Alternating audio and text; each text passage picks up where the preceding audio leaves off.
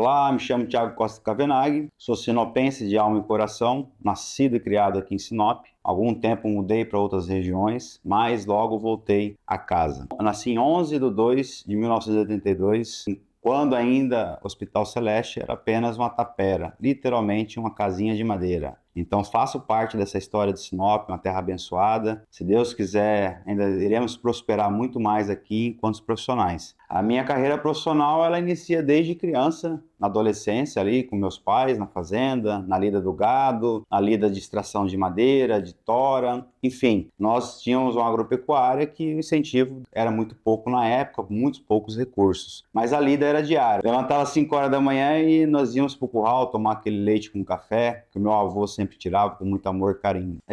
Até os anos de 2000, a gente morou em Cláudia ali, entre 93 e o ano 2000, aonde a gente teve todo esse amparato familiar, com os parentes. Foi uma época da minha vida com boas lembranças, graças a Deus. No ano de 2000, a gente muda para Sinop devido a algumas fatalidades na família. Meu avô, meu pai chegou a falecer no ano de 99. A gente muda com o intuito de uma nova vida, uma nova estrutura, um novo conhecimento. Chegando em Sinop, termino o terceiro ano, né, segundo grau, e logo em sequência faço o vestibular para economia. Então, minha primeira formação em 2001/2, aí eu entrei no curso da Unemat de economia. Então, concluí ele em 2005. Então, foram ali 4 anos de estudo intenso. Naquela época ainda se estudava muito, não temos os recursos que a gente tem hoje. Então, tudo era muito mais difícil, muito mais limitado, acesso a livros. O Google estava nascendo ainda, então tinha muito pouco recurso ainda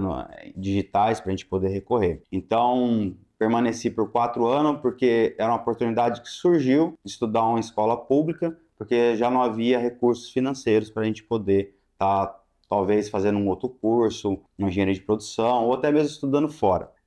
Quando eu faço a inscrição do curso de economia, pra vocês terem uma ideia, nem sabia que o curso era de manhã cedo na época. Então dificultou muito a questão minha de trabalho, mas porém na época a pessoa que eu trabalhava, ela entendeu e permaneceu no meio período que eu pude me manter e me relacionar ali via de trabalho, via de estudo e outras situações. Esse emprego onde eu permaneci, fiquei 4 anos, um escritório de engenharia florestal. Depois dessa experiência com engenharia, era uma pessoa que trabalhava muito com desmatamento, trabalhava muito com queimada, tudo via IBAMA, via SEMA, enfim, tudo dentro de uma legalidade. Em 2005, logo quando eu me formo, a gente sempre tem aquela expectativa que vai ganhar mais dinheiro, e, enfim. Então, o ano de 2004, 2005 foi um ano muito ruim em Sinop região, porque se vinha plantando muito arroz na época, e a expectativa de venda do valor do arroz era R$ 25, e ele chegou a valer R$ 4 a saca. Então, assim, para a região foi um desastre. Aí começa uma outra história na minha vida. Vou trabalhar na logística de um faturamento chamado Tatuíbi. Um frigorífico que ele é a divisa de São Paulo ali, a cidade chamada Santa Fé. Trabalhei 1 ano ali no Tatuíbi como fatorista e responsável pela logística. Então mexia tanto com logística dos caminhões boiadeiro e também dos câmeras frias. Em 2006... Final de 2006, eu ingresso num projeto do Grupo Frialto, aqui em Sinop, então onde eu trabalhei quase 6 anos. Eu trabalhei como gestor operacional do confinamento. Entrei como compras, né?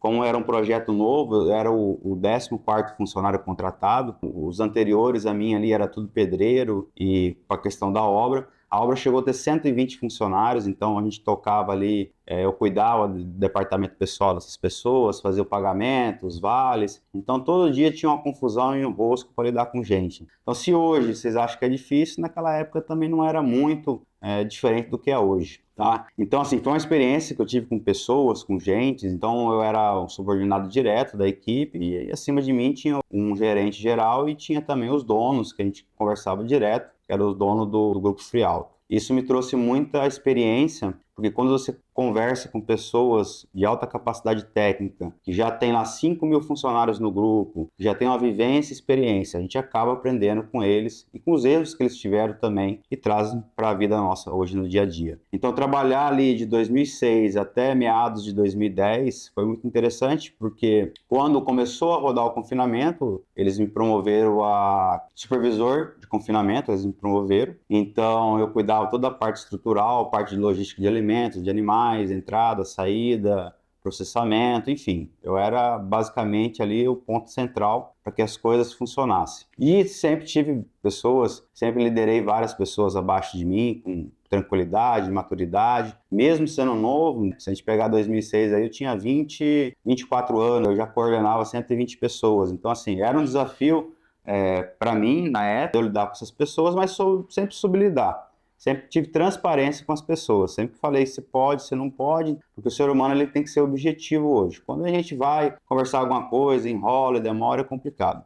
Mas a experiência mais interessante que eu tive nesse confinamento foi que eu fazia o atendimento de empresários que vinham de outras regiões do Brasil para poder conhecer o confinamento, que era uma coisa nova na região, era uma coisa que tinha uma estrutura muito grande, capacidade estática de 20 mil boi, concreto no pé de coxo tinha 22 quilômetros, de cerca tinha mais de 100 km de fio. Então, assim, as compras sempre eram de carreta, caminhão, enfim, fechado. Mas a experiência que eu tive mais interessante, assim, que me agregou muito valor, foi que eu pude conhecer o presidente da Mercedes do Brasil na época, presidente do grupo BRF, Ricardo Fontona. Vinha grupos de fora, de Japão, que estavam na região, aí eles visitavam, e sim, pessoas, meios acadêmicos. Então o FMT sempre ia lá com curso de zootecnia, veterinária, sempre atendia. Enfim, nesses 5 anos e pouco aí que eu fiquei no confinamento, eu acredito que deva ter atendido aí mais de 60 pessoas aí de cunho social, intelectual interessante. Sempre apresentando toda a forma de trabalho,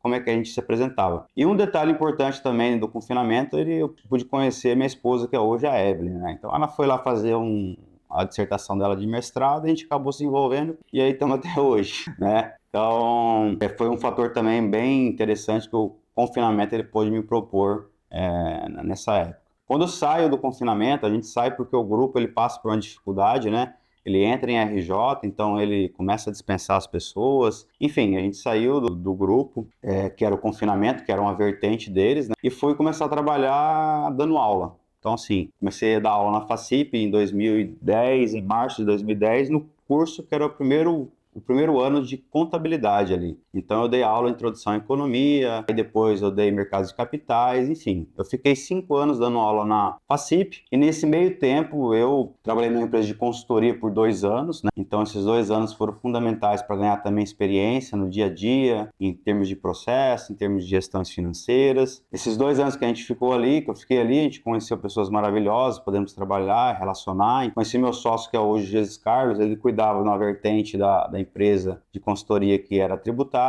e eu cuidava da parte financeira, que era uma outra vertente. Então, quando quando eu saio dessa empresa, e aí eu proponho para ele a gente montar uma sociedade e tocar uma vida junto como empresários. Para vocês terem uma ideia, eu sempre tive na mente assim, bom, o máximo que vai acontecer é eu ter que voltar a trabalhar para os outros daqui a 1 ano, 1 ano e meio. Então, assim, eu já tinha uma maturidade empresarial, já tinha passado por vários grupos. O Jesus Carlos, ele era ainda novo ainda, a gente tem uma diferença aí de 7 anos de idade, mais ou menos. Então, ele não tinha tanta maturidade como eu, mas era uma pessoa super competente naquilo que fazia. Então, isso que a gente conseguiu se aliar naquela época para a gente poder montar uma empresa. Então, a FCT ela surge em 2013 com a proposta de cursos, treinamentos e consultorias. Nós não tínhamos uma visão de mercado para contabilidade. Então, a gente, basicamente, de 2013 até 2014, a gente sobreviveu através dos cursos que a gente fornecia para empresas, para alunos da faculdade, onde eu dava aula. Então, eu levava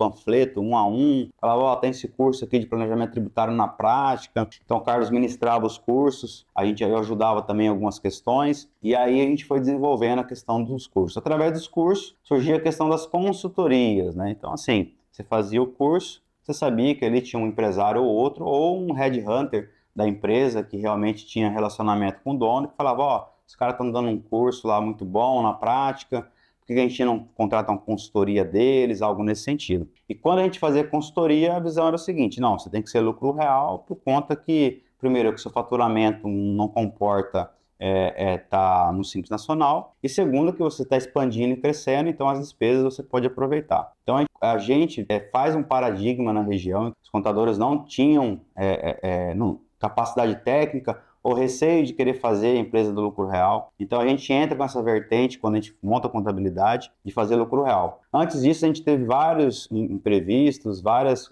realmente reuniões desagradáveis com os contadores da região, onde eles falavam que a gente estava errado, ou que aquilo não procedia. E quando a gente mudava o regime tributário da empresa para que ele fosse lucro real, não dava certo porque a capacidade técnica dos contadores basicamente não coincidia com aquilo que a gente foi planejado. Por mais que a gente explicasse, por mais que a gente desenhasse, não havia um entendimento. Então, em 2015 surge a questão de montar a contabilidade. 2 clientes falaram que se montasse eles viriam para nossa carteira, e a gente montou, e aí dali para frente a gente começou em 2015 com 2 clientes, final de 2015 já tinha 40 clientes, então assim, sempre lucro real, sempre voltado a empresa para a economia tributária. Eu sempre falo que o atendimento e resultado é o que vai te permanecer no mercado, vai fazer você crescer. Fora disso é conversa, enfim, especulação. Em 2015 a gente começa com contabilidade, ainda existe um fator de consultoria ainda, mais um ano e meio até 2016. A gente tinha a promessa que no início a gente ia atender em loco, fazer